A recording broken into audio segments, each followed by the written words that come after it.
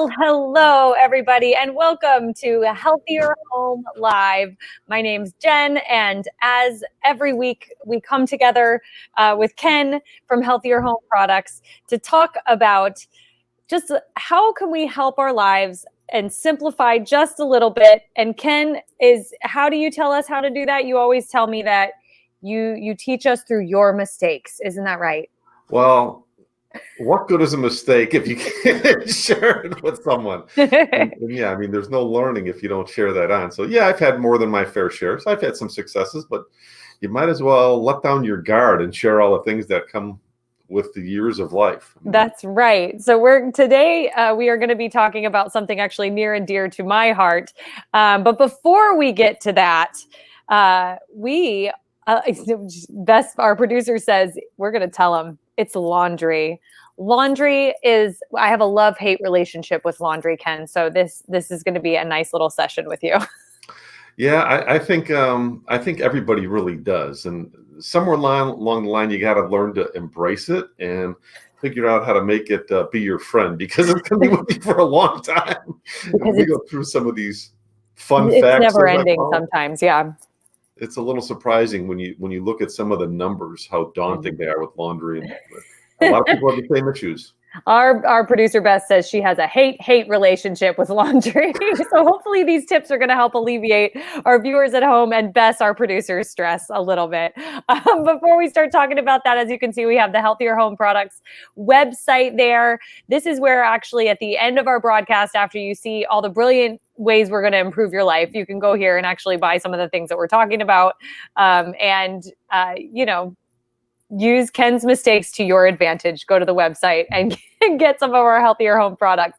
And they do have amazing laundry detergent. So we will definitely be telling you to go look for that at the end of the broadcast here. Am I right or am I right? You are totally right. Yep. There's a lot of good information on that website too. And, yes.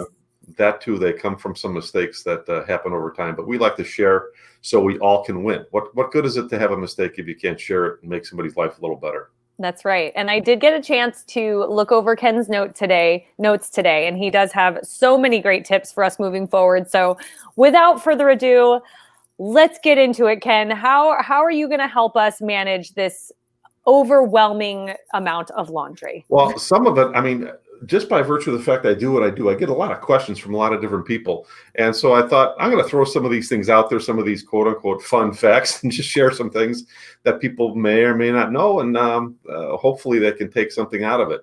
I love that. So what's this first fun fact you have here? Right. Well, I mean, this is some of the stain removal issues that people have. And I've got these hair dryers from the 50s. I remember those things used to be very popular in hair salons. And it goes back to about that long ago. People they asked, does hairspray get ink out of clothes? And it did, but not so much right now. And the reason is back, decades ago, it used to contain a lot of alcohol, and alcohol is really what gets rid of the ink stain. So would you just go straight for a little bit of alcohol, like on a cloth or something? Yeah, that's all you really need, and give it a good rinse afterwards, and you'll have that ink removed. So, I actually have used alcohol to get Sharpie out of a white shirt, and I mean, I don't know if it's perfect, but it did a pretty good job. I was shocked. Yeah, and again, it's just that alcohol doing its thing. So, I mean, nowadays it's a little bit different what's in hairspray, and hairspray a lot of times will stain something. So, you really don't want to use it because you're going to get the stain of the alcohol and the ink. So, double whammy. That's great advice. So no more hairspray on clothing. Okay, we've got it. So here's another big misconception. Does club soda remove stains? And this takes me back to that. I don't know if you heard the commercial that used to say the English muffins that have the little nooks and crannies. Which ones have them? Well, they all have them. So it's not just Thomas's English muffins. They all have nooks and crannies. Same thing with does club soda remove stains or doesn't it? Well, it's not that it doesn't. It's just that water does too. Club soda just has fizzers in it, so it's no different than water. So save your club soda for your cool down drink. Just use water. Yeah, the seltzer is a little pricier, so we need to save that to drink. Save the money is exactly right. So here's another big one, Jen. I mean, a lot of people think this, and this is really, punishment you get from some of the detergent companies out there. A lot of people think more detergent equals cleaner clothes. And really that's often not the case because there's so many surfactants that are in there. It can actually act like a dirt magnet when you get more than what you really need. But you'll notice a lot of times those laundry detergent bottles, they got these giant caps. And sometimes it'll say only put in, X amount, but the cap actually holds 4 or 5 times the amount. Well, they want you to use a lot of that product. But the problem is using a lot of that product will cause, it's called redeposition of dirt. It's like a magnet for the dirt. So more detergent does not mean cleaner clothes. And sometimes it says on there, that heavy soil needs more detergent. Is that true? Like if you have like something that's heavily soiled, you need more, or not really? Well, really what you need more so than that is you can put just a little bit of detergent on the stain, but then rub it, agitate a little bit, because that's one of the mechanisms of cleaning is agitation. Okay. There's temperature, there's heat, agitation. Those all aid in cleaning. I love that. So like just spot clean a little bit before you throw it in. I love it. All right. What do we got next? So this is another one of those misnomers. Some people think bleach actually boosts cleaning, and bleach, I've got this platinum blonde dude. A little Zac Efron in his platinum days. Right. So, bleach is actually an oxidizer. It's not a cleaner at all. If you're going to clean your hair, and actually hair and clothes are similar for what needs to be cleaned, you shampoo your hair. You don't bleach your hair. If you want to change the color of something, if you want to oxidize out the color, bleach will do that. So bleach really isn't a cleaning boost at all. In fact, it's just a very poor cleaner per se. Interesting. I'm very familiar with the bleach, so. I'm not saying a word. I use it more on my head and less on my clothes. So here's another one of those things that is popping out a lot. People are saying washing in hot water is or isn't best. Well, the truth is sometimes. The fact is warmer water tends to clean better. But that's an issue of heat. It's just like your washing machine or your dishwasher. If you're washing in the sink, heat tends to move molecules more quickly, so it tends to loosen soils. But you really don't want to use hot water all the time because cold water is better for colors. It's gonna remove some of the color if you use hot water on clothes that really you don't want to lose the color in. Yeah. And could you run them through like a second wash if they need to get cleaner, or what is your recommendation? Because I do the cold loads sometimes and I notice they don't get quite as clean. Yeah. It depends on the soil. If you've got colors that are struggling to get clean, you might need to put them through a second pass because you're kind of in the middle of no man's land. You're either going to wash them in warmer water and potentially let the colors run, which, you might get better cleaning per se, but you're going to damage the garment. So it might take a second wash on. It's a risk reward, people. It is. I love that. Oh my goodness. What other things are we going to be looking out for? What's next on our list? Yeah, this is another one of those things because this takes me back to a funny story when I was younger. Somehow these mittens that were wool got in the dryer, and they were so tiny they wouldn't even fit on an infant's hands. They were the funniest little things. I should have kept them because the question is, does the dryer's heat cause the clothes to shrink? It's not. In general, it's the moisture. You could wash jeans and dry them, and the jeans will feel tighter when you get them out of the dryer, and that's because all the moisture is out of them, so they tend to tighten up. As soon as they get more moisture, they relax. But that's not always the case. The dryer will, if you've got wool, it will shrink those fibers. There's no doubt about that. But you have a tip here that if we take our clothes out when they're slightly damp, that gives us a better shot at not shrinking them? Absolutely. In fact, thank you for picking that up. This is, again, I've learned my lessons over time too. I've had my share of wrinkled clothes that had to get ironed incessantly and just extra work. But this lady friend always showed me that if you take your shirts, like if you've got button-down shirts or garments that might need an ironing, if you wash them and then just put them on for 10 or 15 minutes in the dryer, it gets a lot of the dampness out, but not enough that it's going to cause those wrinkles to get permanent in those garments. So hang those up after 10 minutes, and I never have to iron a shirt. Never, ever, ever have to iron a shirt. So it's better for the garment, and it's better for less work down the road. I love that. Bess, that you like to not iron. Bess likes to stay motivated to fit into her tiny jeans. So she's going to dry them all the way and let them shrink, she says. Everybody's got their own choice, right? We all have our own motivating factors. So moving down here, will dark clothes fade with washing? The answer in general is yes, but it's not always the reason you think. The rubbing against each other will actually cause a lot of the color to lose from the fiber. So if you turn those jeans inside out, you're going to have those dark blue jeans last a whole lot longer. I love that tip of advice. It's funny though, I get on my family to turn things right side out because it takes me so much time when they just peel their socks off and I have to turn them right side out. So this actually gives us a reason why we maybe should let them leave it inside out, huh? It's funny you mentioned this because I've noticed this is just me over time.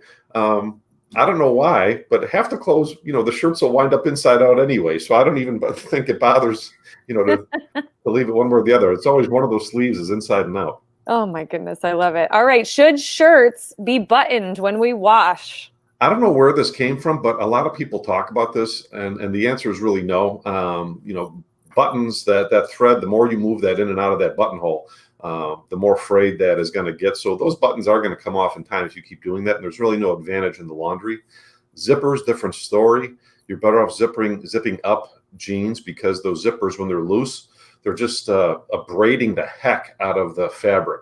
So you are going to definitely show wear and tear on your clothes by having your zippers unzipped. All right. Don't worry about. Zippers zip up. Okay, that is great advice. Thank you. All right, what do we got next? Is dry cleaning really dry? Yeah, this is one of those things that nobody really knows. I mean, I grew up, my parents had a drapery business, so I was quite familiar with this whole process. Yeah, you got a really big word in this that I've never seen before in my life. Right, perchloroethylene. So dry cleaning really doesn't mean dry, it means no water. A lot of garments are made not to have water. Cleaning, like suits, that you generally wear to weddings and funerals, it'll say dry clean only. Well, that's actually using a solvent. It's not water. It's using a solvent called, it used to be perchloroethylene. Now that's a terrible chlorinated solvent that caused a lot of problems with the ozone.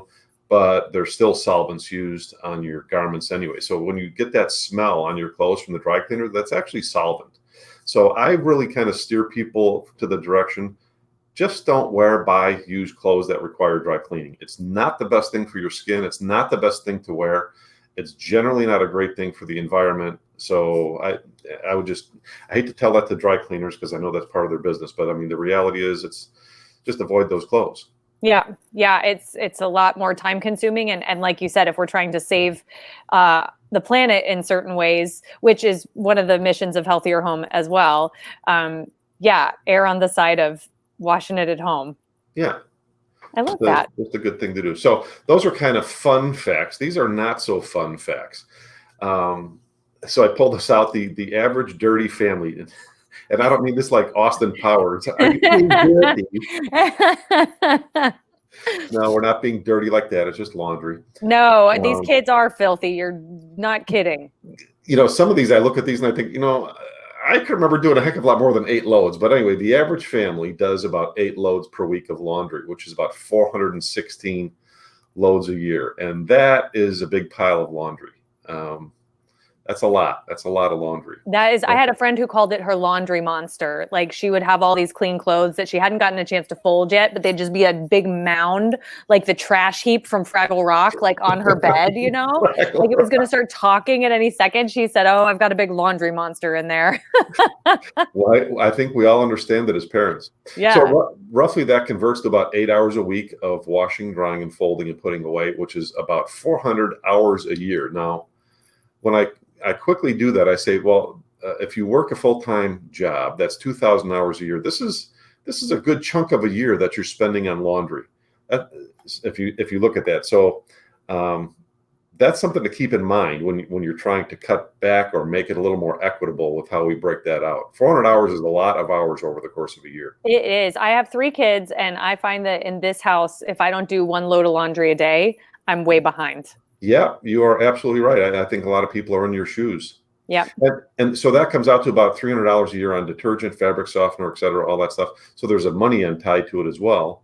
But it doesn't just stop there, because a top loading machine, which is different than a front loader, they're less efficient, but it's the way they all were at one point. That would based upon those numbers, would be about 16,000 gallons of water a year that you're doing on laundry, which is a lot of gallons. And Yep. it takes about $600 to heat that water if you're using it on hot cycles. It's so much water. Is front loaders are more water efficient? Absolutely more energy efficient, a heck of a lot more. So if you could afford it, there's pluses and minuses to everything, but water savings is certainly one of those things that pops up into that equation. Yep. And as I learn from my kids all the time, water, we think of it as a renewable resource, but it is actually a non-renewable resource, fresh water. Well, I guess that's a lucky thing for me. I'm by the Great Lakes, because it sure seems You are lucky in my world. All right. What's this little picture about? Yeah. So inequity, it ain't just a word, Jen. It ain't just a word. Why are you saying that, Ken? Why are you saying that to Jen? What are we talking about inequity? Well, the problem is, no matter how much we try to get better, women still spend about 3 times as much as men doing laundry. So guys, we got to do a better job. That's not equitable. That's not called fair. So I think just being conscious of that should help us want to do better as a group. I love that you're empowering me to let my husband have some control over laundry, because I actually kick him out. I'm like, no, you will not touch my laundry. I will do it all by choice, because you will mess it up. There is, you're not alone in that. I know a lot of people that, even although you bring this up, that's an issue. I know one half, and it's generally the fairer sex, does not want the heavy-handed man doing the laundry. Or it's not that they're doing the laundry, they're fearful it's going to be screwed up. So, yep, you're saying I need to let go of a little bit of my controlling nature, so I'm going to try. I think we're going to get to that. We're going to come to that. So my point is on this, when I go through this, everyone wears clothes. Everyone, well, almost everyone, not necessarily a 2-year-old, but I mean, almost everyone can help with the laundry. And this comes down to a couple different things. So the first thing is really start young. And I really do believe this. One of my great friends that I love and treasure as a person, wonderful guy, he told me this a long time ago. He said, as a parent, lessons are caught, they're not taught. And it took me a while to register. I mean, you could sit there and browbeat your kid and this and that, but the reality is your kid sees you doing something, they're going to do it eventually. I mean, I remember this very clearly. My grandmother was just a great homemaker, but she used to vacuum the couch. And I just learned, I guess the couch should be vacuumed, that like everything else. So that's what I wound up doing. And with laundry, when my mother did laundry, I would watch, and I couldn't help that. She was a stay-at-home mom for the earlier part of my life. So I would help her doing that. It was just, you're catching a lesson, so you're kind of doing it. So let your kid walk in when you're doing laundry and talk to your kid. They're going to want to grab something and do it with mom, even if it's folding clothes. I love that. And if you're lucky, then you'll end up like our producer, Bess, and your child will love how they do it so well by themselves that they won't let you do it. I could only dream of such a day in my life. Bess said, my son won't let me touch his laundry. Wow. I got to shake this kid's hand. I know, right? Come on. Either that, the kid's hand or the mom's hand. Both probably need a handshake. I love this. Under 5, they can fold towels. They can put away socks, PJs, fold pants. I love that.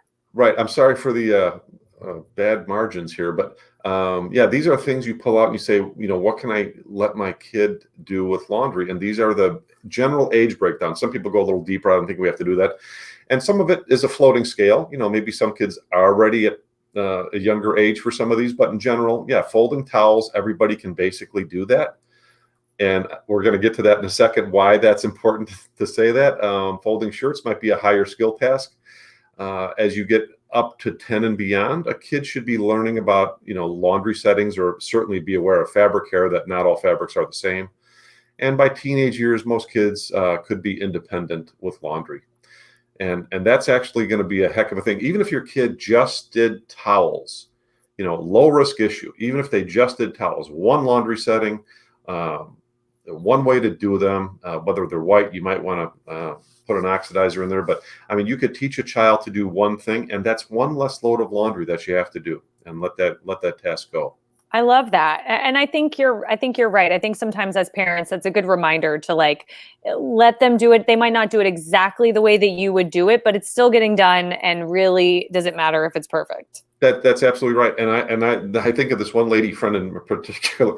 Her towels look like they were from Costco every time she gets done with laundry. I've never seen towels folded as perfectly as it is. Now, she was pretty good younger. She had kids that she would let fold, and they were kind of like these two examples. One looked like it just came out of the department store. One looked like a kid folded the towels. The point is, let it go. As you're teaching your kid to do things, you weren't perfect either at some point. I wasn't perfect at some point, and sure as heck aren't perfect now. But my towels do look better the way I fold them now than my son does. So the fact that he's folded them, I let it go. It's not that. Don't important. Sweat the small stuff. I love it. Don't sweat the small stuff. There's bigger fish. I love that. I think that and I don't know. I kind of like the little reminder that my kids folded it when I look at it and it's kind of a hot mess. I think that's kind of cool. Yeah. What else do we have on here? Create a child-friendly laundry room. Yeah, and it's not just that's on there, but it doesn't have to be child-friendly. It's just we'll call it a more useful and easier to work with laundry room. Oftentimes you'll see garbage piling up in a laundry room because there's not a garbage can. People, does the garbage always make it to the garbage? I'm not sure. Or a recycling. Well, the easy thing is if you just had a little trash receptacle for the lint and the things that gather, and then have something for recycling, you can kill two birds with one stone. But I'll tell you, the thing that I found that I really liked is watch somebody put up a hanger rack and had hangers in there. So it's a perfect spot. You don't have to take the clothes back to your room and do all that. You could just, when you got your shirts in there for 10 minutes out of the dryer, take them out, hang them up, just let them dry in there. When they're dry, you can move them all en masse into your room. Yep. My mom actually did that, and I learned that from her. She never had to iron, just like you, because she would take it straight out of the dryer and put it right onto a hanger immediately. I gotta love your mom. You gotta. She's the self-proclaimed laundry queen, so I did learn from the laundry queen. Well, I wouldn't call myself a laundry queen, but I would call myself a laundry learner. Love it. I love it. And then what do we have here? What is this beautiful picture? Because I know, but I don't know if everybody else We are does. going to be talking more about this in the upcoming weeks. With all of these things that we talked about, we've put a lot of work into an amazing laundry product. And there's a new twist coming that's really important. It's going to provide best-in-class cleaning, best-in-class look and feel for your laundry. It can be used on all clothes, colors, whites. It won't matter. It does great cleaning. And it does something even more that reduces microplasticizing. And you might have to Google that word, microplasticizing, which is, amongst other things, a laundry-borne problem that's releasing plastics into the ocean from your clothes. Gosh. And this will help reduce that. But we'll talk about that another day. I'm just giving a little tease on that. Microplasticizing, everybody. Microplasticizing. Good word from a goofy guy named Ken. I love it. Ken, as usual, it was a pleasure chatting with you. Thank you so much for your tips. We're here every week chatting about just how Ken can help alleviate a little bit of our stress through some healthy cleaning tips that he has learned in his lifetime. Thank you, Ken. It's been a pleasure. Great to see you, Jen. Great to see you.